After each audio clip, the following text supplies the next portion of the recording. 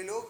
तो इसके अंदर जो आज हम जो टॉपिक है, जो आज हम डिस्कशन करने जा रहे हैं, हमने पहले वाला जो इसी टॉपिक सेम आरबीआई के अंदर हमने दो पार्ट में वीडियो को डिवाइड कर रखा है। पहले वाले पार्ट में हमने पढ़ा है, आप लोगों ने देख ली होगी वीडियो, जिन्होंने नहीं देखी हो जाके दोबारा देख सकते हैं, जिसमें हमने बात करी कि भाई आरबीआई क्यों आया, कैसे आया, किस कमीशन की रिकमेंडेशन थी। फिर हमने बात करी कि आरबीआई के पहले गवर्नर कौन थे, पहली डिप्टी गवर्नर कौन थी, पहले भारतीय गवर्नर कौन थे। उसके बाद हमने इसमें बात करी कि आरबीआई किस तरीके से काम करता है, किस तरीके से मुद्रा को नियंत्रित करने का काम करता है, किस तरीके से देश के अंदर क्या कहते हैं बैंकों को रेगुलेट करता है, किस तरीके से भारत सरकार के लिए एज ए बैंकर काम करता है। ये सारी बात हमने करी। आज जो हम बात करने जा रहे हैं वो करेंगे हम लोग कि आखिर जो आरबीआई है वो जो नीतियां बनाता है, क्या बनाता है, नीति जो बनाता है वो क्या होती है, किस तरीके से नीतियां बनाई जाती है और क्यों नीतियां बनाई जाती हैं, इन सभी पोर्शन पे हम बात करेंगे। तो पहले समझते हैं नीति क्या होती है। नीति को इंग्लिश में बोलते हैं पॉलिसी, ठीक है। और इसका मतलब होता है कि जब भी क्या करते हैं कि कौन, कैसे, कब, इस तरीके की चीज़ों को जब डिवाइड किया जाता है। जैसे मान लो कि देश के अंदर महंगाई बढ़ गई, अब उसके ऊपर ये बात हो रही है कि भाई इसको किस तरीके से नियंत्रित करा जाए, तो कैसे करा जाएगा, कौन कौन से स्टेप लिए जाएंगे, इस तरीके की बातों के लिए जो हम पॉलिसी बनाते हैं उसी को हम क्या कहते हैं, नीति कहते हैं। एक प्लान डिसाइड कर लेना। हर व्यक्ति अपने लिए प्लान बनाता है, आप लोगों ने भी अपनी लाइफ में बनाए होंगे कि भाई अगर नौकरी लग गई तो वो जो रीना है या जो क्या कहते हैं शेखर है, ठीक है, उसको प्रपोज करेंगे, उसकी मम्मी पापा से जाके बात करेंगे। कुछ लोगों के घरों में कंडीशन नहीं होगी, पहले सरकारी नौकरी फिर बाद में छोकरी या कुछ छोकरा, भाई मतलब कुछ तो मतलब होता है ना, इस उम्र में प्यार मोहब्बत वाली चीज़ें भी तो हो रही होती है। तो नीतियाँ बना रहे हो सभी लोग अपने अपने अकॉर्डिंग। दूसरी नीति दो तरीके की होती है। भारत के अंदर दो बड़ी नीतियाँ हैं जिनके बारे में आपको जानना जरूरी है। एक है मौद्रिक नीति, क्या है, मौद्रिक नीति। और दूसरी जो नीति है वो है आपकी राजकोषीय नीति। ध्यान समझना, एक है आपकी मौद्रिक नीति और दूसरी है आपकी राजकोषीय नीति। अब आपके दिमाग में क्वेश्चन आ रहा होगा कि सर ये मौद्रिक नीति क्या होती है या फिर सर ये राजकोषीय नीति क्या होती है। तो ध्यान से समझो, सबसे पहले तो ये जानते हैं कि क्या होती है। तो अगर हम बात करते हैं मौद्रिक नीति की, तो मौद्रिक नीति का मतलब ये होता है कि देश के अंदर कितना पैसा जाना चाहिए, देश में क्या चल रहा है। अगर देश के लोगों के पास बहुत पैसा है तो इसका मतलब है देश में महंगाई आएगी। जितना ज़्यादा पैसा आप लोगों की जेब में होगा उतना ज़्यादा मार्केट में महंगाई बढ़ जाएगी। इसे बहुत सिंपल तरीके से समझो कि मान लो मैं गया, आप गए, सभी लोग गए बर्गर खरीदने के लिए। मेरे पास 100 रुपये पड़े पड़े, किसी के पास 200 पड़े, किसी के पास 300 पड़े, किसी के 250 पड़े, किसी के 500 पड़े। तो बर्गर वाले के रेट ऑटोमेटिकली क्या हो जाएंगे, हाई हो जाएंगे, क्योंकि सप्लाई तो लिमिटेड है और डिमांड करने ज़्यादा लोग पहुंच गए हैं। तो जब डिमांड ज़्यादा लोग करने पहुंच गए तो चीज़ अपने आप ही क्या हो जाएगी, महंगी हो जाएगी। और इस डिमांड के पीछे कारण क्या है, क्योंकि मेरी जेब में पैसा है। समझ में आ रही बात। तो क्यों होती है, क्योंकि क्यों बनाई जाती है पॉलिसी, तो इसके पीछे रीजन क्या है, मुद्रा को क्या करना, नियंत्रण में लाना। मुद्रा के नियंत्रण को करने के लिए जो पॉलिसी बनाई जाती है वो मौद्रिक नीति कहलाती है। अब ये दो तरीके की हो सकती है, वैसे तो बहुत सारी होती है पर मोटा माटी दो तरीके की हो सकती है। या तो ये क्या हो सकती है, कठोर मौद्रिक नीति, या फिर ये हो सकती है ढीली मौद्रिक नीति। ध्यान से समझो, एक बात बताओ, अगर आप अपने जीवन में कुछ बेहतर करना चाहते हो, आपको लग रहा है कि मुझे डाइट करनी है, मतलब मेरे को अपने शरीर को बढ़िया करना है, मतलब पेट वेट कम करना है, ऐप लेके आने हैं, 12-13 पैक बनाने हैं, इस तरीके का कुछ नियम है। तो आपको आपकी डाइट कैसी करनी पड़ेगी, कठोर करनी पड़ेगी कि ढीली करनी पड़ेगी, सर कठोर करनी पड़ेगी। तो जब देश में पैसा क्या हो जाता है भैया, ज़्यादा जाने लगता है, पैसे का फ्लो क्या हो जाता है, ज़्यादा जाने लगता है, पैसे की पूर्ति क्या होने लगती है, ज़्यादा होने लगती है।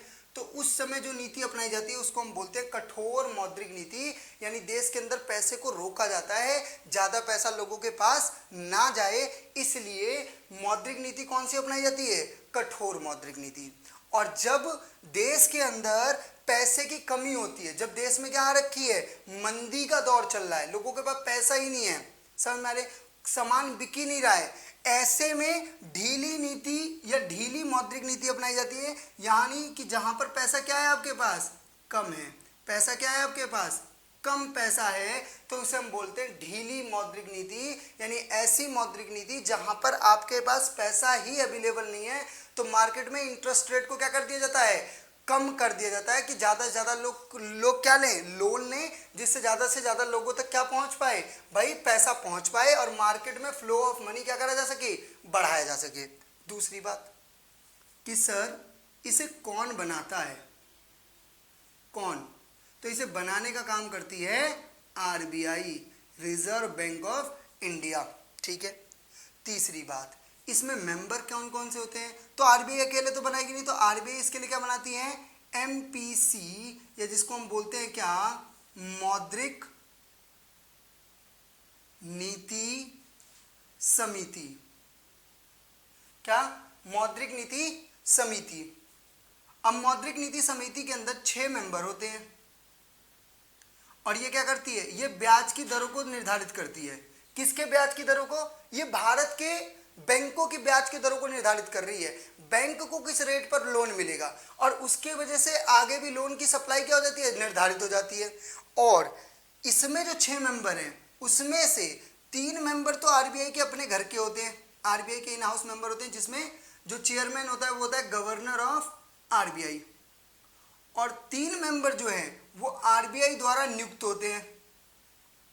क्या मतलब इस बात का, इस बात का मतलब ये है, जैसे मान लो प्रोफेसर हो गए, या मान लो कि कोई बहुत बड़ा क्या है, इकोनॉमिस्ट है, तो उस व्यक्ति को बुलाया जाएगा कि भाई आप आओ, भारत की मौद्रिक पॉलिसी बनाओ, जिससे हम जो महंगाई है, मौद्रिक नीति किस काम को कंट्रोल करने के लिए, महंगाई जो है और जो मंदी है इसको नियंत्रित कर सके, इसको देख सके, इसको सुनिश्चित कर सके कि भाई ना तो मार्केट के अंदर बहुत पैसा हो, इतना भी पैसा ना जाए कि लोग एक दूसरे के ऊपर गड्डी फेंक फेंक के मार रहे हैं कि तेरी औकात क्या है, ला मैं तेरे को 1 लाख रुपए बोरी में फेंक के मार दूंगा, और ना ही ऐसी स्थिति आ जाए कि लोग 10 रुपए का नोट देखते ही उसके ऊपर टूट पड़ रहे हैं। बात समझ में आ रही है, दोनों ही स्थिति में एक बैलेंस क्रिएट करने का काम करता है आपकी मौद्रिक नीति। अच्छा, राजकोषीय नीति क्या होती है, तो इस पर भी हम सारी बातों को समझ लेते हैं। कौन बनाता है पहले तो ये समझ लो, तो इसको बनाने का काम करती है भारत सरकार, कौन, भारत सरकार, और भारत सरकार में भी कौन, आपका यूनियन फाइनेंस मिनिस्ट्री। अच्छा जी, क्या होती है ये, तो ये देखती है कि देश में कितना पैसा आएगा, कितना पैसा आना है, और कहां कहां पैसा जाएगा, यानी कि टैक्स कैसे कैसे लेने हैं, क्या फाइन लेना है, इस सब चीज़ों के बारे में बात होती है। और दूसरी बात होती है कि पैसा कहाँ कहाँ जाएगा, जैसे आईआईटी बनना है, मोदी जी को सेविंग करानी है, इस तरीके के खर्चों को हम क्या कहते हैं कि पैसा कहाँ कहाँ जाएगा। और इसके लिए भी राजकोषीय नीति बनाने के लिए भी एक पैनल बनता है, और वो पैनल जो होता है उसमें ज़्यादातर कौन होते हैं, आपके आईएएस और एक्सपर्ट्स होते हैं, जो उस फील्ड के एक्सपर्ट होते हैं। समझ में आ रही बात यहाँ पर। तो राजकोषीय नीति अभी हम नहीं पढ़ेंगे, राजकोषीय नीति तो हम अलग से एक टॉपिक है, पूरा अलग से पढ़ेंगे। अभी जो हम पढ़ेंगे आज की जो लेक्चर में हम पढ़ेंगे वो पढ़ेंगे कि आपकी मौद्रिक नीति के बारे में। तो क्लियरिटी समझ में आ रहा है कि मौद्रिक नीति क्या करता है, मौद्रिक नीति क्या करने का काम कर रहा है, महंगाई और मंदी को देखने का काम कर रहा है। अगर महंगाई है तो पैसे को रोक के रखेगा, और मंदी है तो पैसे को थोड़ा सा छोड़ देगा, इस तरीके की। महा महंगाई भी आ जाती है, महा मंदी भी आ जाती है, ये तो सिचुएशन बदलती रहती है। इन सभी सिचुएशंस को देखने की, इस सभी सिचुएशन को सही करने की जो जिम्मेदारी है वो किसके हाथ में दी गई है, आरबीआई के हाथ में दी गई है। और आरबीआई ने एक समिति बना दी है, जिस समिति का नाम क्या है, मौद्रिक नीति समिति। और वो समिति क्या करती है, मौद्रिक नीति बना करके इस तरीके की परेशानियों को क्या करती है, टैकल करती है, हैंडल करती है। बात समझ में आ रही है। जैसे साइबर क्राइम डिपार्टमेंट बना दिया गया, किस चीज को देखने के लिए, भाई फोन पर कोई धांधलेबाजी हो रही है उस चीज को देखने के लिए। उसी तरीके से मौद्रिक नीति बनाने का काम क्यों दिया गया मौद्रिक समिति को, कि भाई एक अलग से डिपार्टमेंट है, वो पूरी तरीके से मौद्रिक नीति को रेगुलेट करेगा, बनाएगा, जिसकी वजह से हमें देश के अंदर ये पता चलता रहेगा कि महंगाई चल रही है, मंदी चल रही है, और इनकी टाइम टू टाइम क्या होती रहती है, मीटिंग होती रहती है। यहां तक बात सभी को समझ में आ रही है, इसमें कोई दिक्कत है किसी को तो बताओ प्लीज। चले इसे नोट डाउन कर लो। अब देखते हैं कि मौद्रिक नीति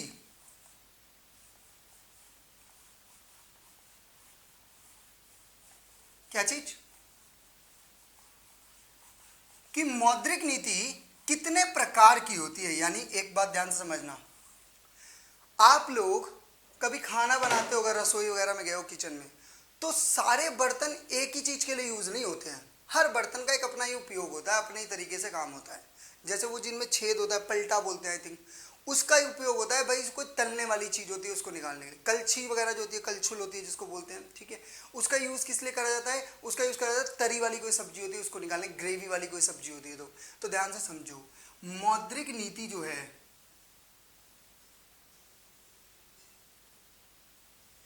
इसके अंदर दो तरीके के टूल्स होते हैं, दो तरीके अपनाए जाते हैं, दो तरीके के उपकरण होते हैं।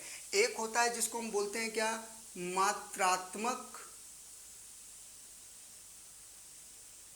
उपकरण, और दूसरा होता है जिसको हम बोलते हैं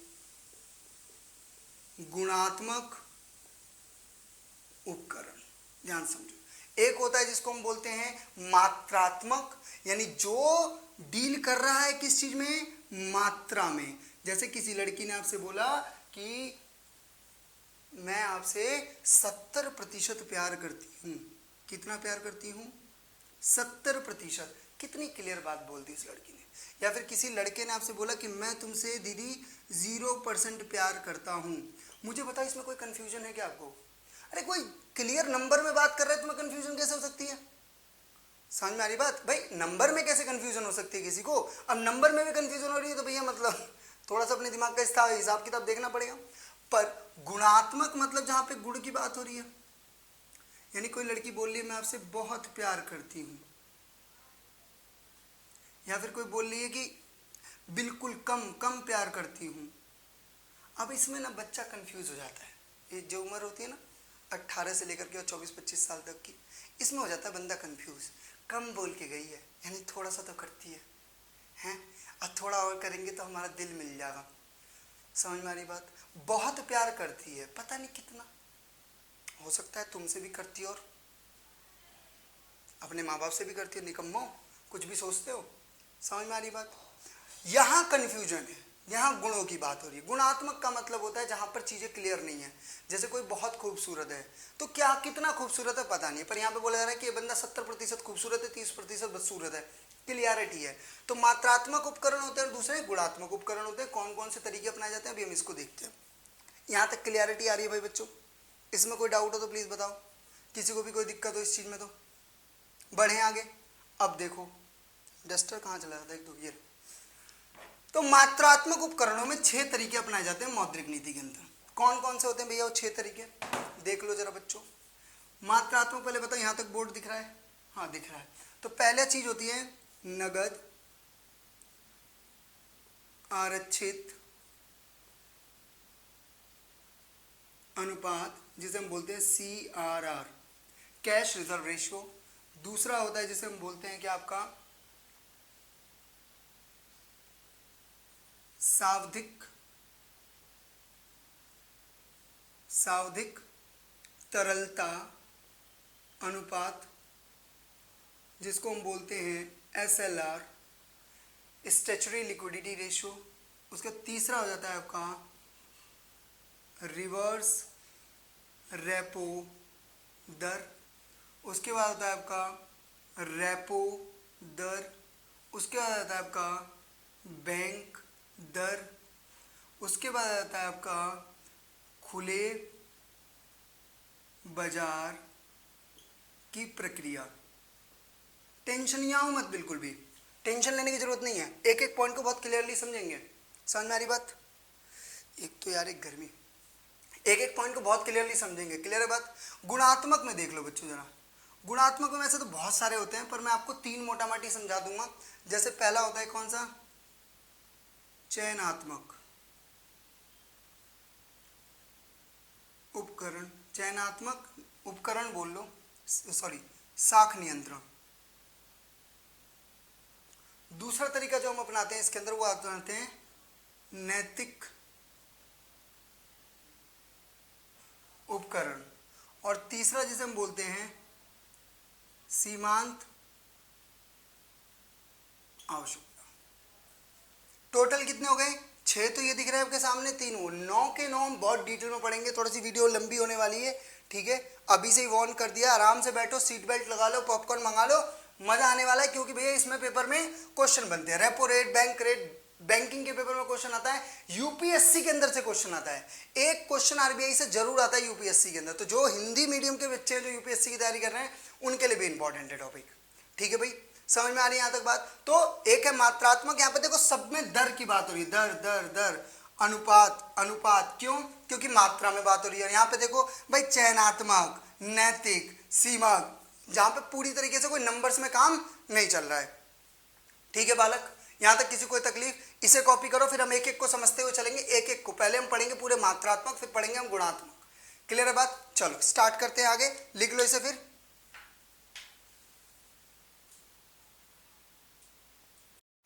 तो देखो आगे चलते हैं। एक तो बच्चों का ये बड़ा कहना होता है ना कि सर आप सभी लोग, टीचर लोग जो भी हो, ये प्यार को लेकर के इतना रूढ़िवादी क्यों हो जाते हो, इतना ज़्यादा मतलब क्यों किलसे से रहते हो? तो देखो पहली बात तो ये है कि जितने भी हम टीचर्स हैं, मतलब जितने भी यूट्यूब पे पढ़ा रहे हैं, चाहे ऑफलाइन क्लासेस में जो भी टीचर पढ़ा रहे हैं, कभी ना कभी सब उस दौर से तो गुजरे ही हैं। ठीक है, जो नहीं गुजरे हैं उन्होंने किसी का देखा है। भाई दोस्त तो दोस्त है, तो कोई ना कोई तो कहानियाँ सुनाता रहता है, चाहे लड़की चाहे लड़का। देखो यहाँ पे फिर मैं जेंडर वाइज नहीं हूँ, ठीक है। देखो जो भी ना, जब हम प्यार मोहब्बत करते हैं ना, प्यार मोहब्बत करने में कोई बुराई नहीं है, किसी की भी, किसी से भी, किसी को भी प्यार हो जाता है, इसमें कोई बड़ी बुराई नहीं है। आप मतलब प्यार करते वक्त ये ध्यान नहीं देते हो ना कि कौन सी कास्ट का है, कौन सी धर्म का है, ठीक है, क्योंकि प्यार प्यार होता है, इसमें ज़्यादा धर्म धर्म देखा नहीं जाता। दोस्त बनाते वक्त हम नहीं देख पूछते उसी तरीके से, बट जब मामला शादी पर पहुंचता है तो उसके माँ बाप कहते हैं, वो आपसे बोलती है कि देखो मैं आपसे बात नहीं कर पाऊंगी, मेरे घर वालों ने मेरी शादी तय कर दी है ना, इस तरीके की जो बातें होती हैं। ध्यान से समझो, मैं तुमको एक सच्चाई बता रहा हूँ, कोई किसी से ज़बरदस्ती और वजस्ती नहीं करवाता है। सिर्फ ये मुद्दा है कि अब आपसे बेहतर कोई मिल गया है, अब आप उनके सपनों में नहीं आते, कोई और आता है, सिर्फ इतनी सी बात है, और कोई बड़ी बात नहीं, कोई मजबूरी नहीं होती। जितने लोगों को लगता है ना कि मेरा बाबू ने मेरे मजबूरी में छोड़ा है, सबसे बड़े बेवकूफ़ तुम ही लोग हो, चाहे वो लड़की हो चाहे लड़का हो। ठीक है, दूसरी बात, जो बच्चों की प्लानिंग कर लेते हैं ना बैठ करके कि यार मतलब बच्चा होगा तो इसका नाम क्रिस्टी रखेंगे, इसका नाम दृष्टि रखेंगे, फ्रिस्टी रखेंगे, जो भी कुछ है, भाई सबसे बड़ी बेवकूफ़ाना हरकत ही यही है। इसी वजह से ज़्यादा तकलीफ होती है। अगर आदमी इस बात को सोच के रख लेना कि देखो भाई आप हमारे, देखो वादा, वही एक साथ मैंने किसी की वीडियो में देखा था, वो कह रहा था बहुत सही कि अगर प्यार है तो वादे की ज़रूरत नहीं है, और जहाँ प्यार नहीं है वहाँ पे जिद वादे करके भी क्या ही कर लोगे। तो आप अपने करियर पे ध्यान दो, ठीक है। ये बाबू सोना वाले जो लोग हैं ना, ये बहुत जल्दी निकल जाएंगे किसी इनकम टैक्स ऑफिसर के साथ, किसी आईएएस के साथ, किसी बैंक वाले के साथ, किसी का 1-1.5 करोड़ का फ्लैट देख करके। ठीक है, तो पहले अपने जीवन में कुछ बन जाओ, कुछ अच्छा कर लो, उसके बाद देखो कि कुछ चीज़ें मुफ्त में भी मिलेंगी ना, तब भी आप लेने को तैयार नहीं होगे। वही लोग जो कभी आपकी शक्ल देखना पसंद नहीं करेंगे ना, वही आपकी शक्ल देख करके रोएंगे, कहेंगे कम वक्त।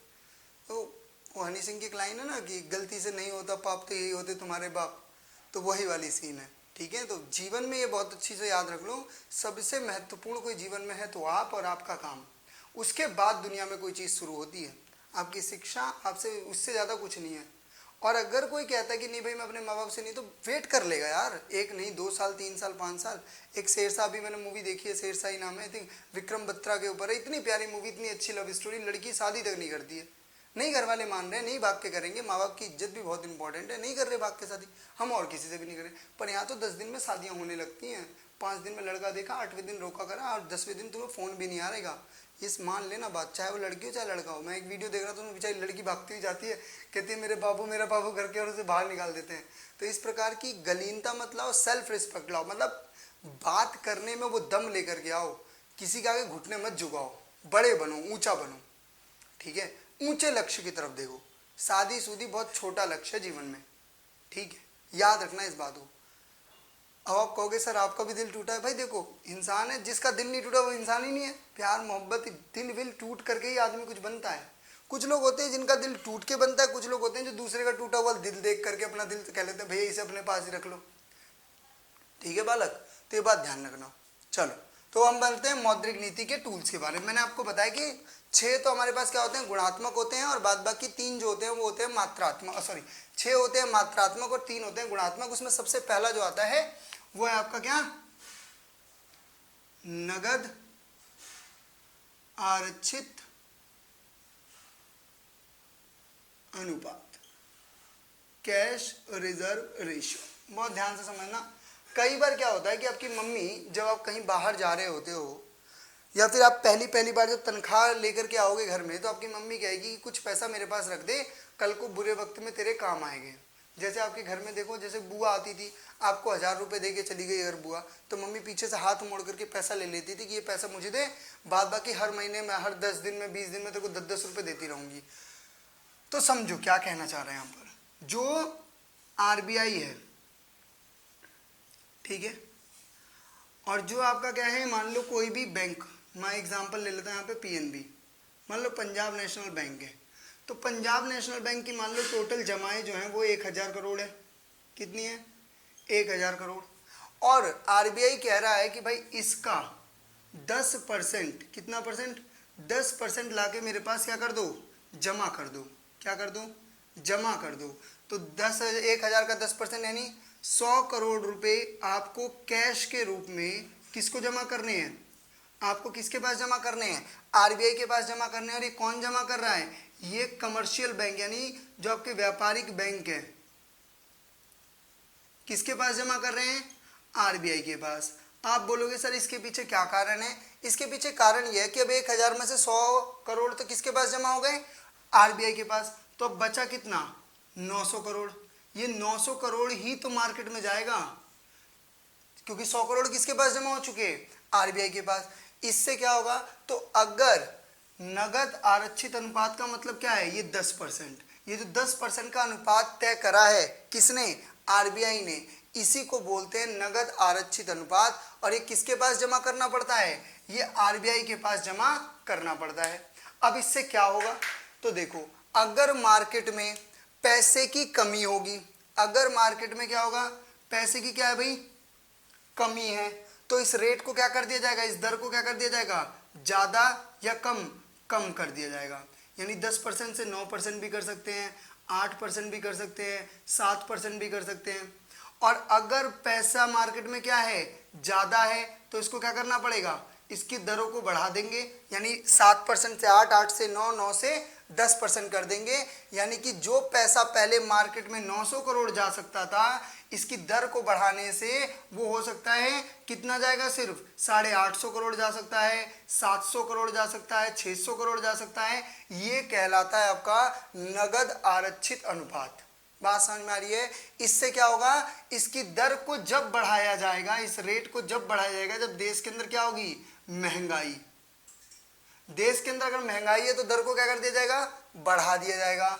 और दर को कम कब किया जाएगा, जब देश के अंदर क्या देखी जाएगी, मंदी। जब पैसा कम होगा तो कैश रिजर्व रेशियो को क्या कर दिया जाएगा, ढीला कर दिया जाएगा, उसके रेट को कम कर दिया जाएगा। और अगर पैसा ज्यादा होगा तो कैश रिजर्व रेशियो को क्या कर दिया जाएगा, कम कर दिया जाएगा। बात समझ में आ रही है, यहाँ तक क्लियर है बात एकदम। तो नगद आरक्षित अनुपात कौन रखता है, आरबीआई रखती है। किससे लेकर के, कमर्शियल बैंक से, वाणिज्यिक बैंकों से। क्यों, पैसे को नियंत्रित करने के लिए। क्लियर है बात यहाँ पर। इस बात में किसी को डाउट हो तो बताओ। चलें आगे। देखो जरा यहाँ पर और ध्यान से एक बात को समझना। मैं एक छोटा सा डायग्राम समझा देता हूँ और बेहतर तरीके से आपको और बेहतर चीज समझ में आ जाए। क्या कि अगर हम बात कर रहे हैं सीआरआर की, सीआरआर तो क्लियर है क्या होता है, नगद आरक्षित अनुपात। इसका क्या मतलब है कि भाई अगर मार्केट में क्या चल रही है, महंगाई है, तो सीआरआर को बढ़ाया जाएगा कि घटाया जाएगा, बिल्कुल सीआरआर के रेट को क्या कर दिया जाएगा, दर को क्या कर दिया जाएगा, बढ़ा दिया जाएगा, ज्यादा कर दिया जाएगा। और अगर मार्केट के अंदर क्या है बच्चों, मंदी है, तो सीआरआर को क्या कर दिया जाएगा, तो सीआरआर की दर को क्या कर दिया जाएगा, कम कर दिया जाएगा। क्यों, जब दर ज्यादा होगी तो पैसे का फ्लो क्या हो जाएगा, पैसा क्या हो जाएगा, मार्केट में कैसे जाएगा, पैसा कम जाएगा। और दर अगर क्या होगी, कम होगी, तो मार्केट में पैसा क्या जाएगा, ज्यादा जाएगा। बात समझ में आई? यहां तक क्लियर है बात एकदम? तो सीआरआर से किस तरीके से मार्केट में पैसे को रोका जाता है एकदम क्लियर है? कोई डाउट इस बात में किसी को नहीं? आगे बढ़ते हैं। चलो दूसरा देखो,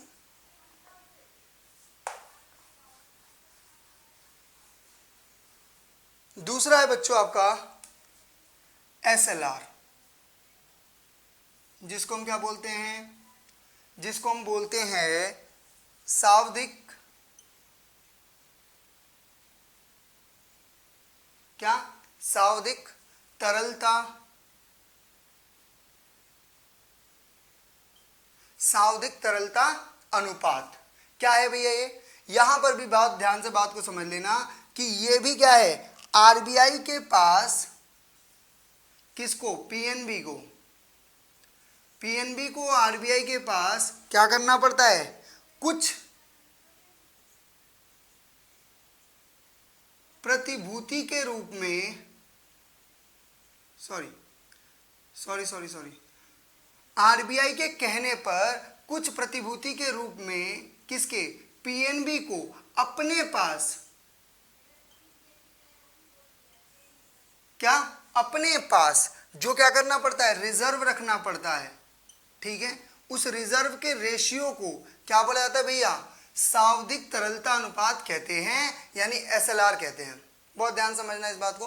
क्या कहना चाह रहा है कि अगर मान लो पीएनबी के पास 1000 करोड़ रुपए पड़े हैं और पीएनबी को बोला गया कि 10% रखना है, तो 100 करोड़ रुपए कैश के रूप में नहीं रख सकता है, कैश में नहीं रखेगा, उसे कुछ ना कुछ क्या करना पड़ेगी? सिक्योरिटीज खरीदनी पड़ेगी, बॉन्ड्स खरीदने पड़ेंगे।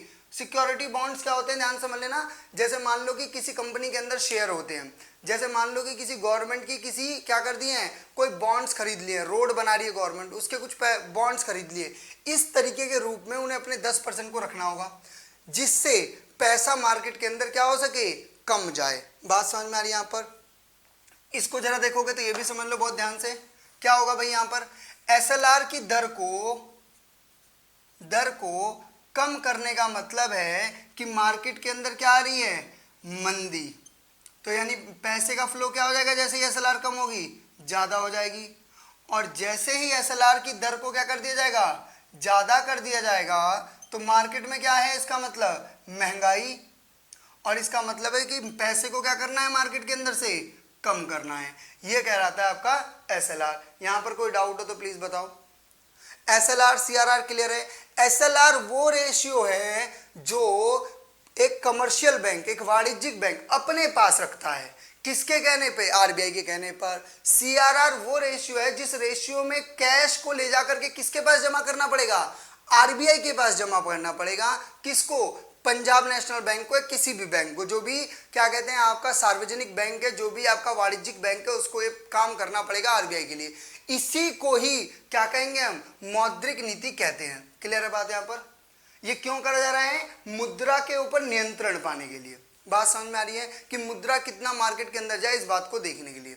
उसके बाद आते हैं आपके पास 3 रेट, ध्यान से समझना।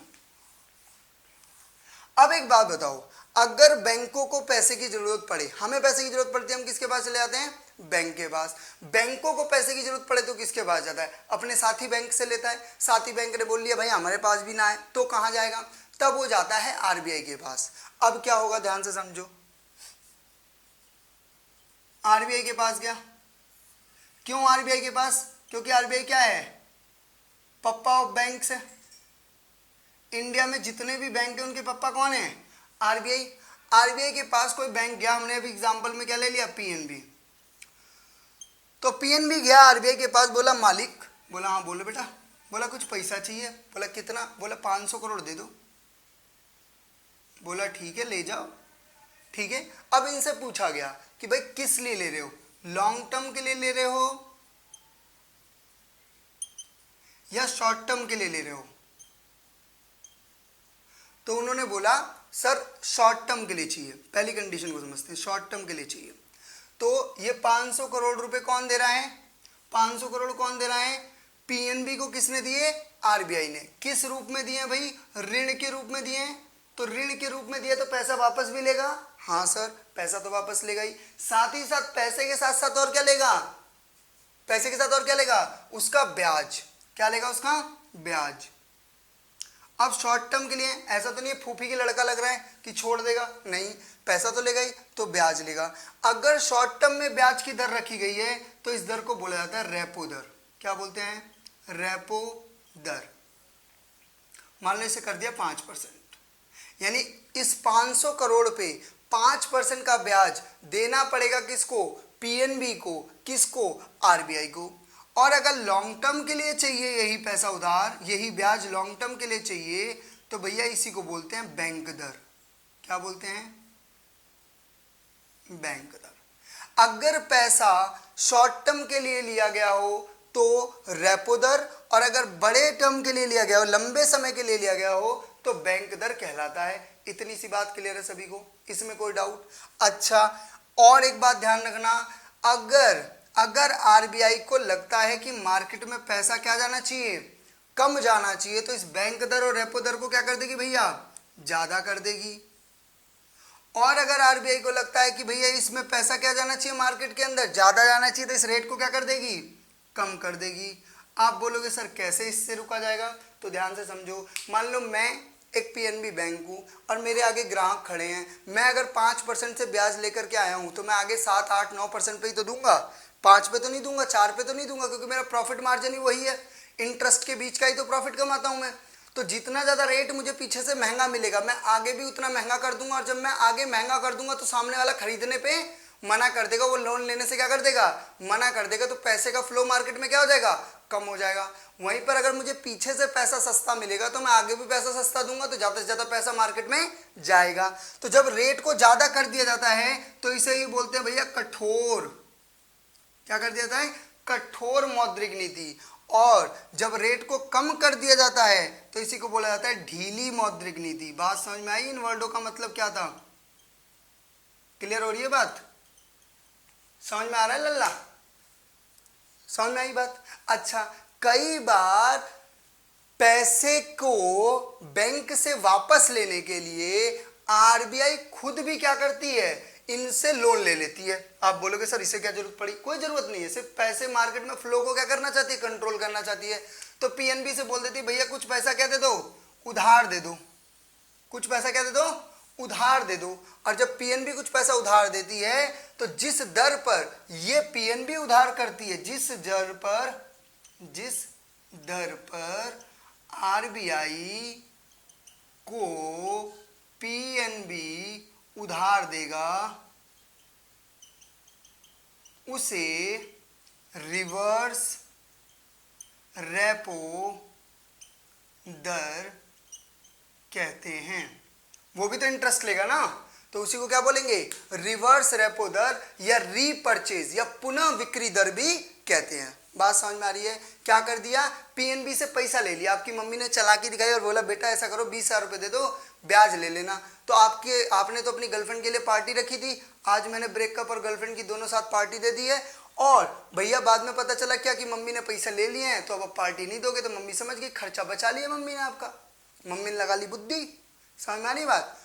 तो जब पीएनबी से पैसा ले ले आरबीआई उधार, तो जिस दर पर ब्याज देती है उसे हम बोलते हैं रिवर्स रेपो दर।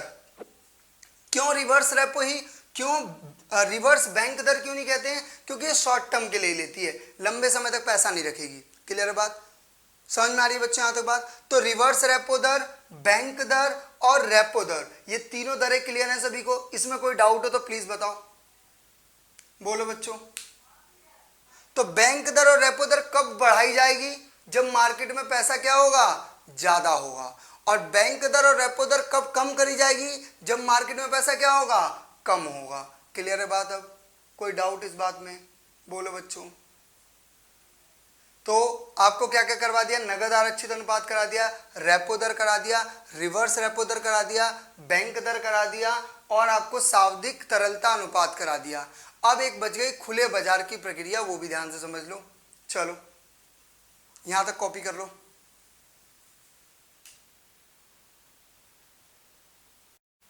चलो देखो इसे रफ करते हैं फिर आगे बढ़ते हैं।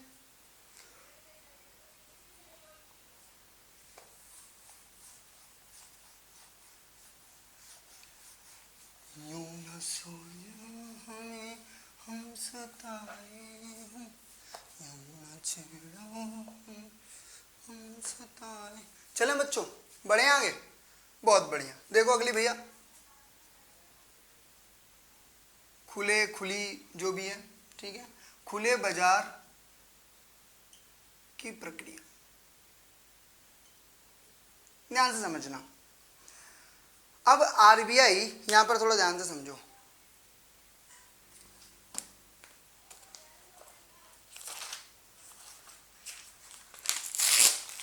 ध्यान से समझना जरा इस बात को, कि मान लो मेरी जेब में पैसा पड़ा है, मैं पब्लिक हूँ, आरबीआई मेरे पास आया कि सुमित जी मैंने बोला हाँ भैया बोलो, तो बोला सुमित जी हम आपको 100 रुपये अगर आप जमा करते हो तो हम आपको 10% ब्याज देंगे, 100 रुपये जमा करते हो तो हम आपको 10% ब्याज देंगे। ऐसे करके पर्चे छपवा दिए सरकार ने भी, और सरकार के ब्याज पे कौन काम करेगा? आरबीआई। तो मैं गया, मैंने कहा भैया ये 100 रुपये लो और बदले में पर्चा दे दो, तो ये पर्चा इन्होंने मेरे को दे दिया, 100 रुपये आरबीआई के पास चले गए। तो मेरी जेब में जो पैसा था, अब वो पैसा किसके पास चला गया है? आरबीआई के पास। और मेरे पास रह क्या गया? सिर्फ पर्चा। तो जो पैसा पहले मैं खर्च करने वाला था, क्या वो खर्च कर पाऊंगा? बिल्कुल नहीं कर पाऊंगा, क्योंकि पैसा मेरी जेब से किसकी जेब में चला गया है? आरबीआई की जेब में। इसी तरीके के शेयर्स को बेचना और खरीदने की प्रक्रिया को क्या कहलाता है आपका? इसी को हम बोलते हैं खुले बाजार की क्रिया। ध्यान से समझ लो। अब क्या होती है खुले बाजार की क्रिया? खुले बाजार की क्रिया क्या होती है भाई? कि आरबीआई क्या कर रही है? आरबीआई को जब ये लग रहा है कि मार्केट में पैसा क्या है? ज्यादा है, तो आरबीआई क्या करेगी? अपने शेयर्स, या फिर मान लो कि गवर्नमेंट ऑफ इंडिया, किसके? गवर्नमेंट ऑफ इंडिया के बिहाफ पर, मान लो कोई रोड या हॉस्पिटल बनना है तो आपसे तो पैसे ले लेगी और बदले में आपको क्या दे देगी? बॉन्ड्स दे देगी कि हम आपको 3 साल बाद आपका पैसा क्या कर देंगे? रिटर्न कर देंगे। तो मार्केट से पैसा क्या हो गया? कम हो गया। पैसा किसके पास चला गया? आरबीआई के पास चला गया, भारत सरकार के पास चला गया। दूसरा तरीका क्या हो सकता है? जब लगे कि मार्केट में पैसा क्या हो रहा है? कम हो रहा है, तो आरबीआई आपको वही शेयर जो आपके शेयर थे उसको क्या कर लेगी? वापस खरीद लेगी, वापस खरीद लेगी और बदले में आपको क्या दे देगी? आपका पैसा दे देगी। तो पैसे की पूर्ति क्या होने लगेगी? मार्केट में ज्यादा होने लगेगी। और आपको बदले में आरबीआई को क्या देना है? वो पेपर, या वो क्या कह सकते हो, आपकी प्रतिभूति, जो बॉन्ड्स आपने लिए थे, बॉन्ड्स किसके पास चले जाएंगे? आरबीआई के पास चले जाएंगे। तो कहने का मतलब बहुत क्लियर है, खुले बाजार की प्रक्रिया बिल्कुल क्लियर है कि मार्केट में आप जा रहे थे, रास्ते से आपकी जेब में पैसा पड़ा था, किसी ने आपको सामान बेचा, आपने सामान खरीद लिया, बदले में पैसा उसके पास चला गया। उसी तरीके से सामान बेचने वाली कंपनी अब कौन है? आरबीआई है। आरबीआई ने आपको सामान बेचा, बदले में पैसा आपके पास चला गया। अब सामान का थोड़ी ना बेच के आप पैसा कमा पाओगे, ठीक है। अच्छा, दूसरा, जब मार्केट में पैसे की कमी हो जाती है तो पुनः खरीद लेती है, बोलती है कि आओ बेचो बेचो बेचो भैया, पैसा ले जाओ, पैसा ले जाओ अपना। आपको लगता है अच्छा प्रॉफिट में, आप जाके बेचते हो और अपना पैसा वापस ले आते हो और उस पैसे को फिर से आप क्या करने लगते हो? खर्च करने लगते हो। तो ध्यान से समझना, खरीदने का प्रोसेस कब होगा? खरीदेगी कब आरबीआई? जब मार्केट के अंदर क्या देखने को मिलेगा? मंदी देखने को मिलती है। जब मंदी देखने को मिलती है तो शेयर को क्या करने लगती है? वापस खरीदने लगती है। क्या करने लगती है? वापस खरीदने लगती है। और जब वो क्या देखती है? शेयर क्या बेचती कब है? सेल कब करती है? विक्रय कब करती है? जब उसे देखने को लगता है कि भाई मार्केट के अंदर क्या हो रहा है? महंगाई आ रही है। तो मार्केट से पैसे को खींचने के लिए शेयर्स को बेचती है। शेयर दे देगी आपको, आपको एक कागज का टुकड़ा ही तो दिया है, और बदले में क्या ले लिया आपसे? आपकी जेब के अंदर से सारे पैसे अपने पास ले लिए। क्लियर है बात यहां पर?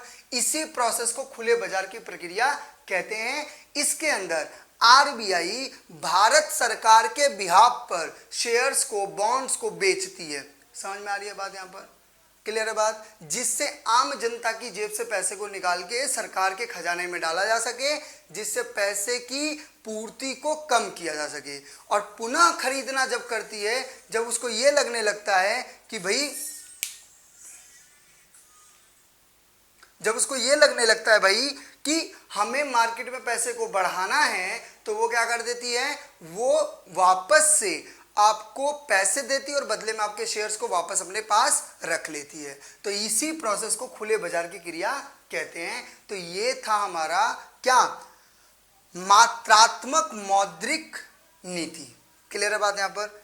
किसी को किसी भी पॉइंट पे कोई डाउट हो तो वो नीचे कमेंट कर देगा, मैं उसे बाद में भी इस बात को क्या कर दूंगा, समझा दूंगा। क्लियर है बच्चों? चलो अब बात करते हैं गुणात्मक की। ये लास्ट टॉपिक है, खत्म होने वाला है, बस 10-15 मिनट में सेशन पूरा खत्म हो जाएगा। देखो गुणात्मक की, तो गुणात्मक में पहला हमने एक पढ़ा था, अगर तुम लोगों ने नोट्स बनाए हो तो देखा हो तो, पहला हमने पढ़ा था क्या, चयनात्मक, चयनात्मक, ठीक है, साख नियंत्रण, क्या, साख नियंत्रण। इसका क्या मतलब है? आरबीआई ने सिंपली बात कह दी है कि इसके लिए पैसे देने हैं, इस काम के लिए पैसे देने हैं, बैंकों को गाइडलाइंस इशू कर दिया कि इस काम के लिए पैसे देने हैं और ये वाले काम के लिए पैसे नहीं देने हैं, इनके लिए नहीं बोल देना और इसके लिए हाँ बोल देना। इसे बोलते हैं चयनात्मक, कि चयन कर दिया है। मान लो कि कोई आकर के बोलता है कि मैं मुर्गी पालना चाहता हूँ, आरबीआई ने बोल दिया इसके लिए पैसे दे दो। किसी ने आके बोला कि मैं गाय पालना चाहता हूँ, आरबीआई ने बोला इसके लिए पैसे दे दो। किसी ने बोला मुझे सैलून खोलना है, बोला इसके लिए पैसे दे दो। किसी ने आके बोला मुझे टिकटॉक पे वीडियो बनाना है, आरबीआई ने कहा मारो और गिर के इसको। बात समझ में आ रही है? तो चयनात्मक यानी कि चयन कर लेना कि इस चीज के लिए पैसे देना, इसके लिए नहीं देना, या ये कर देना कि अगर कोई 100 करोड़ मांगने आया तो सिर्फ उसको 50 करोड़ ही दिया जाएगा। ये कहलाता है चयनात्मक साख नियंत्रण, जहां पे साख के ऊपर पहले से क्या कर दिया जाता है, नियंत्रण कर दिया जाता है। ये डिसाइड कर लिया जाता है किस चीज के लिए पैसा देना है और किस चीज के लिए पैसा नहीं देना। दूसरा, नैतिक उपकरण। आरबीआई प्यार से समझा रहा है, गाइडलाइंस इशू कर रहा है, ठीक है, कि भाई अभी मार्केट में महंगाई है तो कोशिश करो सभी बैंक कि कम से कम ऋण प्रोवाइड करो। अभी मार्केट के अंदर मंदी है तो कोशिश करो कि ज्यादा से ज्यादा ऋण प्रोवाइड करो। इस तरीके की नैतिक गाइडलाइंस इशू करता रहता है, जिससे इनकी बात को मानते हैं बैंक। क्यों मानते हैं भैया? क्योंकि पता है आखिर में जाके पापा से काम भी तो पढ़ना है। समझ में आ रही बात? तो नैतिक उपकरण इसे कहते हैं। तीसरा जो सबसे इंपॉर्टेंट है वो जरा ध्यान से समझ लेना, जिसको हम बोलते हैं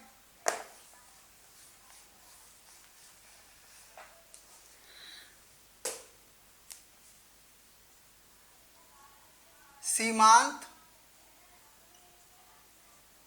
आवश्यकता। ध्यान समझना, जब आपने कभी सुना हो, अक्षय कुमार का एक ऐड आता है ना, जब घर में पड़ा हो सोना फिर काहे को रोना, ठीक है, तो उसमें देखो क्या है कि मान लो आपके पास 1 लाख रुपए की ज्वेलरी पड़ी है। कितने की? 1 लाख रुपए की ज्वेलरी पड़ी हुई है। आप बैंक के पास गए, बोले बैंक वाले बाबूजी मुझे इस पर लोन चाहिए, तो बैंक आपको 1 लाख की ज्वेलरी का 1 लाख तो दे नहीं देगा। मान लो उसने 1 लाख के बदले में आपको कितना दिया, 70,000 रुपये।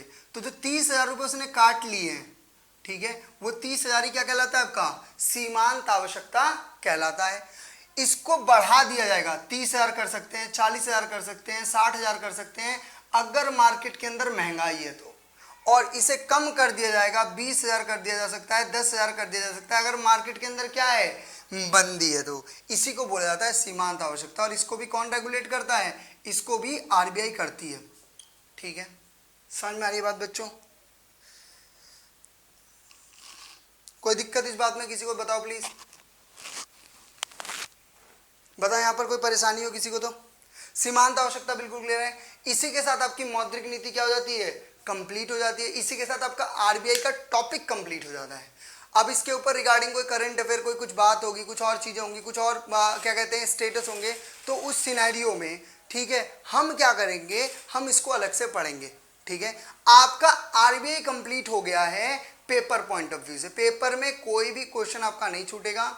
मैं इस आरबीआई के टॉपिक के ऊपर जितना भी क्वेश्चन पेपर में आए हैं उसका एक क्वेश्चन फॉर्म और लेकर के आ जाता हूं, जिससे आप लोगों को समझने में और ज्यादा क्या हो जाए, आसानी हो जाए। क्लियर है बात यहाँ पर? तो इसी के साथ इस सेशन को करते हैं बंद, खत्म।